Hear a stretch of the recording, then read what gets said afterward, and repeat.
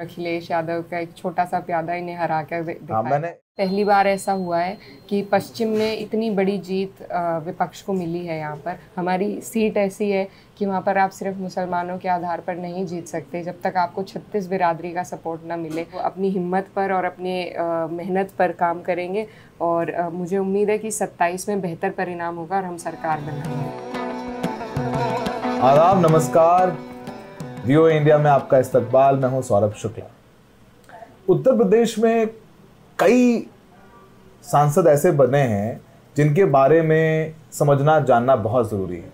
एक सीट कैराना है जो 2014 से चर्चा में रही कि मुस्लिम पलायन, हिंदू पलायन चर्चा, फिर बीजेपी की एक प्रयोगशाला भी रही। यहाँ पर अमित शाह घर घर जाके पर्चे बांटते रहे। 2022 में बहुत कुछ हुआ।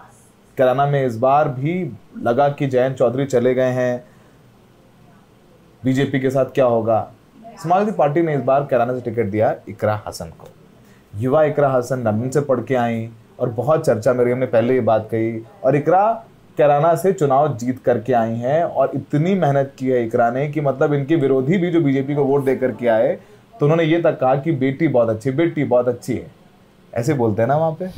डायलेक्ट एक्सेंट आया सही में? कैसे बोलते हैं बताओ, देख के बताओ कैसे बोलते हैं, कैसे बोलते हैं, कैसे बोलते हैं, कैसे बोलते हैं? नहीं, ऐसे ही बोलते हैं। बेटी बढ़िया है। हाँ। बेटी बढ़िया है, बढ़िया है। वोट देंगे नहीं देंगे, बेटी बहुत है, आई थी है?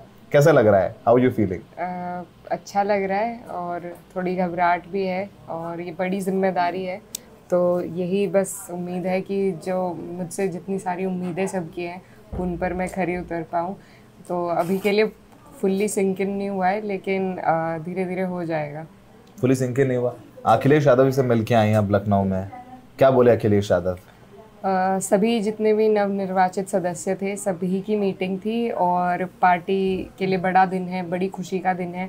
पार्टी हमारी तीसरी सबसे बड़ी पार्टी बनकर उभरी है और जिसके लिए सभी कार्यकर्ता, पदाधिकारी, संगठन के लोग और खासकर हमारे राष्ट्रीय अध्यक्ष जी को उसका बधाई का और पूरा श्रेय जाता है। तो पार्टी के लिए बड़े खुशी का वक्त है और जो पीडीए का नारा अध्यक्ष जी ने दिया था, जिसके आधार पर टिकट वितरण भी हुए, उसी के बलबूते पे हमें ये परिणाम मिले हैं।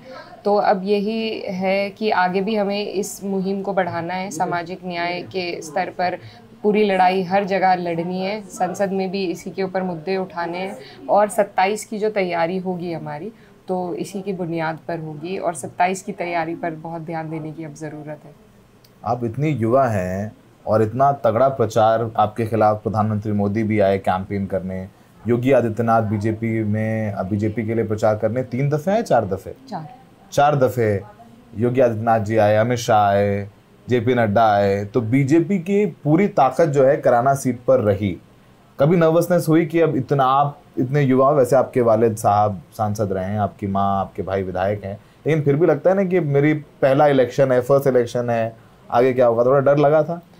जी, डर तो लगा था, जो स्वाभाविक तौर पर लगता है, लेकिन क्योंकि हमारी मेहनत लंबी थी तो मुझे पूरी उम्मीद थी और अपनी मेहनत पर यकीन था कि हम लोग कहीं इस सीट को निकाल लेंगे। और जब आपने पहले इंटरव्यू लिया था तब आपने पूछा भी था कि भाजपा के इतने बड़े नेता आ रहे हैं, सब आपने किसी को नहीं बुलाया।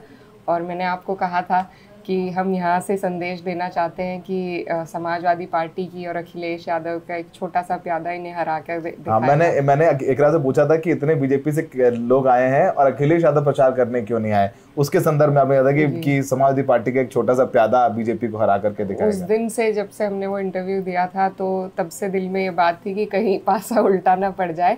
लेकिन आज जो मैसेज हम चाहते थे वो हमारे क्षेत्र के लोगों ने हमें आशीर्वाद देकर, जीत दिलाकर उस मैसेज को सही करने में हमारी मदद करी। तो यही मैसेज हम देना चाहते थे कि बाहर के लोग जब सिर्फ महीने के लिए आपके क्षेत्र में आते हैं, प्रभाव ज़रूर होता है, लेकिन वो जो प्रभाव जो लंबी मेहनत का होता है, जो लोगों के बीच में रहने का होता है, वो कहीं ना कहीं उसको मात दे देता है।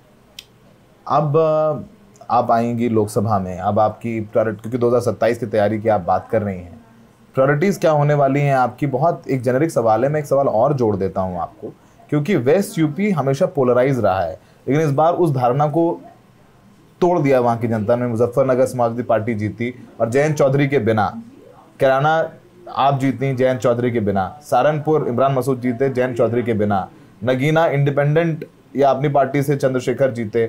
तो ये जो हिंदू मुसलमान की पॉलिटिक्स है वेस्ट यूपी में, जब आप लोकसभा में जाएंगी उसको लेकर के भी क्या चीजें होंगी? और उस खाई तो मुझे लग रहा है भर गई है मोरलेस, लेकिन फिर भी इस्तेमाल किया जाता है बाकी जगहों पर, उस पर क्या आउटलुक है आपका? बिल्कुल, आपने सही कहा कि यहाँ प्रयोगशाला है जो जिसका इस्तेमाल ये बाहर जाकर करते हैं। हमारे क्षेत्र में 2013 के बाद से पहली बार हमें जो रिज़ल्ट देखने को मिला है, यहाँ पर भाजपा, जिन सीटों का आपने नाम लिया, लगभग ज़्यादातर सब सीटों पर भाजपा जीतती आई है।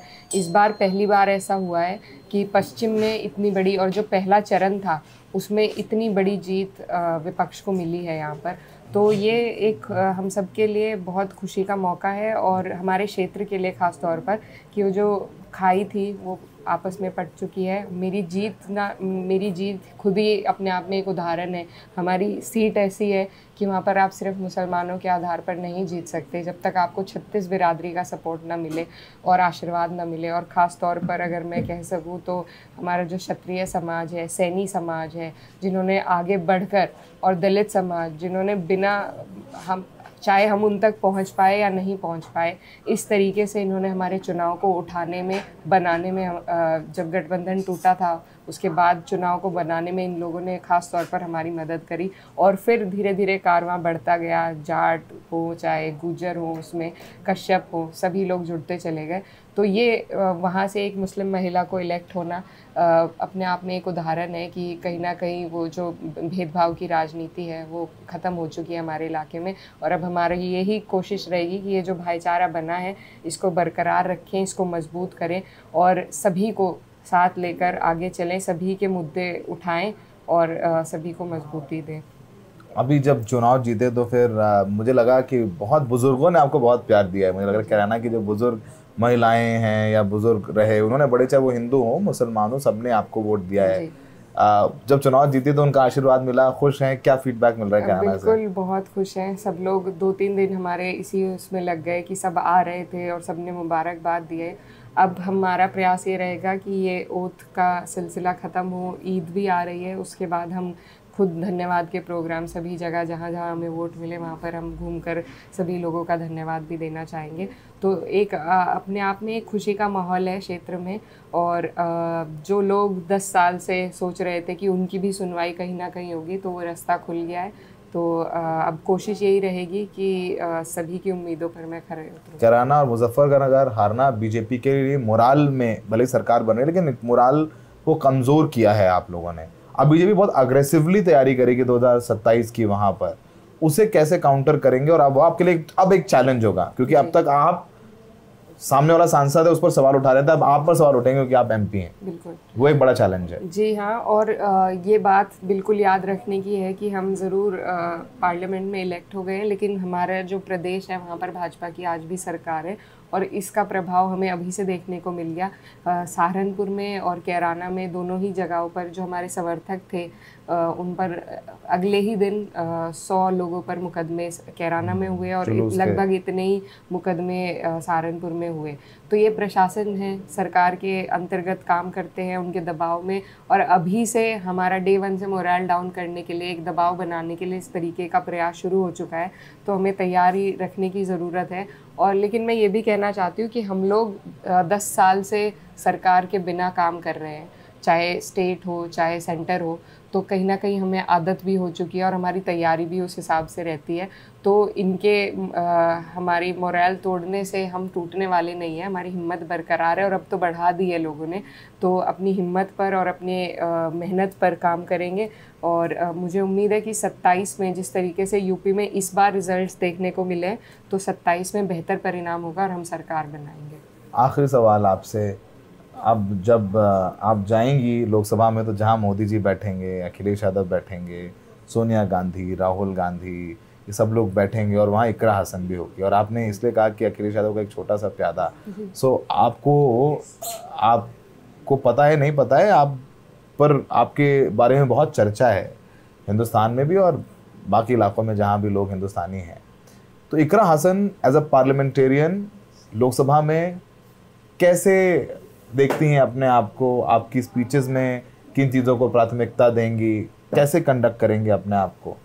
देखिए थोड़ा बहुत डिफिकल्ट सवाल है ना। हाँ, और बहुत बड़ी जगह है ये, देश की सबसे बड़ी पंचायत है और इतने दिग्गज लोग वहाँ पर बैठेंगे, चाहे पक्ष के हों विपक्ष के हों, तो एक नर्वसनेस वहीं पर जाने की है, घबराहट है, क्योंकि इतने ज़हीन लोगों के बीच में हमें बैठने को मिलेगा, तो कोई गलती ना हो जाए, कोई चूक ना हो जाए, पहली बार है। तो यही रणनीति जो हम युवा, हमारी पार्टी के जितने भी लोग इलेक्ट हुए हैं, आपस में बना रहे थे कि पहले हम थोड़ा ऑब्जर्व कितने कितने एक तूफानी सरोज है, मछली शहर से जीती हैं। How old is she? नहीं, उनकी बेटी उनकी है बेटी, प्रिया उनके सरोज। कितने कितने? जी, शी इज़ 25 समथिंग। और जो सबसे यंग है वो पुष्पेंद्र सरोज जी हैं, वो भी 25। वो सबसे छोटे हैं। उसके बाद फिर आप? जी, तो हम लोग सब बैठ के यही डिसाइड कर रहे थे कि किस तरीके से अभी तो सबका फोकस ओथ पे है, लेकिन उसके बाद पहले हम थोड़ा ऑब्जर्व करना चाहेंगे, अपने सीनियर्स को सुनना चाहेंगे और थोड़ी वर्किंग्स समझना चाहेंगे, और उसके बाद हम लोग अपनी शुरुआत पार्लियामेंट में करेंगे। तो यही उम्मीद है कि सबसे जो पिछड़े लोग हैं, जो जिनकी आवाज़ नहीं आज तक पहुंच पाई है, जिनको इग्नोर किया गया है, उनकी आवाज़ वहां तक पहुंचाएं। चाहे इसमें सबसे पहले, क्योंकि हमारा क्षेत्र जो है वहाँ पर किसानों की सबसे बड़ी समस्या है और उसमें सारी बिरादरी आ जाती है। गन्ना किसान, तो उनका भुगतान जो है, जिनके धरने पर हम इकट्ठे बैठे हैं, तो मैं चाहती हूँ कि जब भी कैराना की नाम वहाँ पर आए तो किसानों की बात ज़रूर हो। और साथ ही में महिलाओं के लिए मैं कोशिश करूँगी ज़्यादा से ज़्यादा, क्योंकि एक महिला चुन के गई हूँ तो मेरी जिम्मेदारी उनके प्रति बड़ी है। और हमारे जो क्षेत्र के युवा हैं, उनकी बेरोज़गारी है, और जो वहाँ, क्योंकि किसान सबसे ज़्यादा गर्व महसूस करता है अपने बच्चों को फ़ौज में भेजने में, और आज सरकार ने उनसे वो गर्व भी छीनने का प्रयास किया है, तो उसके लिए भी आवाज़ उठाना चाहूँगी। Thank you, Ikra. So hope to see you soon in Parliament and we'll keep having these conversations. तो अब इकरा से बताया उन्होंने, और बहुत अच्छा बोलती हैं इकरा, क्लैरिटी ऑफ थॉट है।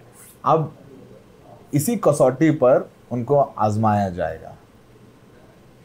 अब ये सांसद हैं, कैराना में बीजेपी अब दुगनी ताकत से लगेगी, तो देखना होगा कि वहाँ पोलराइजेशन हो ना हो, बहुत सारे चीज़ें हैं, वो बाद में देखा जाएगा। नहीं, फिलहाल एक अच्छी बात है कि एक अच्छा युवा चेहरा पार्लियामेंट में होगा, मुस्लिम महिला, पढ़ी लिखी मुस्लिम महिला, वो संसद में होगी, और देखना होगा कि कैराना में कैसे काम करती हैं, 36 बिरादरी को साथ लेके कैसे चलती हैं। तो क्या हमने बात की इकरा से, और हमें आप देख रहे हैं, उसके लिए बहुत बहुत शुक्रिया।